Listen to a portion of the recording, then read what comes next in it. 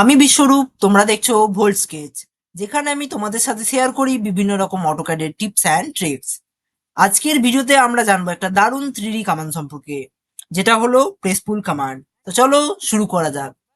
তোমরা আগের ভিডিওতে দেখেছো এক্সট্রুড কিভাবে করে। যারা এক্সট্রুড ভিডিওটা মিস করেছো তারা দেখে নাও, because this is a similar type of extrude command. Extrude basically কি ছিল? কোনো একটা অবজেক্ট যেটা ক্লোজ ছিল, সেই অবজেক্টটা সিলেক্ট করলে আমরা উপর দিকে এক্সট্রুড করতে পারছিলাম। তো চলো এক্সট্রুডটা একবার জাস্ট চোখ বুলিয়ে নিই। এক্সট্রুড সিলেক্ট করলাম, ধরো এই অবজেক্টটা সিলেক্ট করলাম, এবার এন্টার মারবো। এই দেখো এবার এক্সট্রুডটা করতে পারবো। তো এখানে আমি একটা লাইন টেনে নিয়েছি, তো ডিরেকশনটা আমি সিলেক্ট করে নিলাম। এরপর কি করব, এখানে আমি স্ন্যাপ মোড অন করে জাস্ট এই যে এর সাথে এই ডিরেকশনটা আমি এঁকে নিলাম। এবার দেখো কি সুন্দরভাবে আমাদের সলিডটা কমপ্লিট। বাট এবার যদি প্রেস পুলের দিকে যায়, তো প্রথমে প্রেস পুলটা এখান থেকে সিলেক্ট করে নিলাম। এবার দেখো আমি যদি এখানে জাস্ট, যদি আমি কোনো কিছু সিলেক্ট করলাম না, জাস্ট কারসারটা আমি এখানে নিয়ে এলাম। দেখো পিক বক্সের এখানে কিছু দেখতে পাচ্ছ, একটা গ্রিন কালারের বাউন্ডারি ক্রিয়েট হয়ে যাচ্ছে। বেসিক্যালি তোমরা যেটা ফিল করতে পারছো যে কোনো বাউন্ডারি এরিয়া এটা অটো ডিটেক্ট করে সেই অনুযায়ী সেটা এক্সক্লুড করবে। দেখো আমি যদি এখানে কারসারটা নিয়ে যাই, দেখো এখানেও দেখো একটা এরিয়া দেখো ক্রিয়েট করে নিচ্ছে। যদি এখানে নিয়ে যায় এখানেও হয়ে যাচ্ছে, বুঝতে পারছো জিনিসটা? চলো প্রথমে এই এরিয়াটাকে একটু বাড়িয়ে নিই।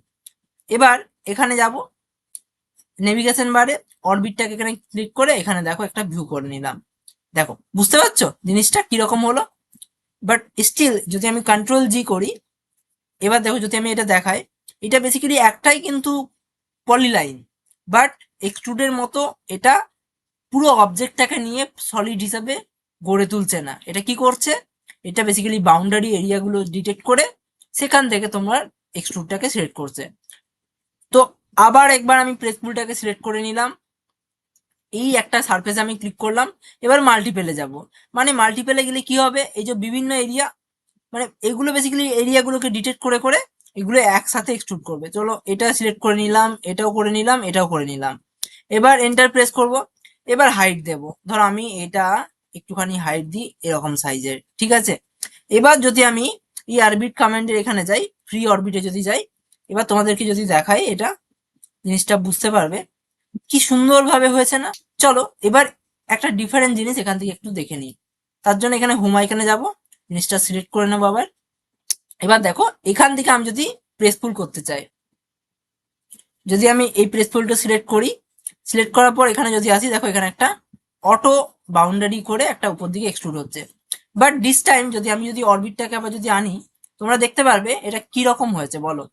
এই জিনিসটা আমি এক্সট্রুড কোন ডিরেকশনে করছিলাম, একটা গিভেন অ্যাঙ্গেলে করছিলাম, বাট এখানে কি হয়ে গেছে দেখো, একটা অন্যরকম ভাবে এক্সট্রুড হয়ে গেছে।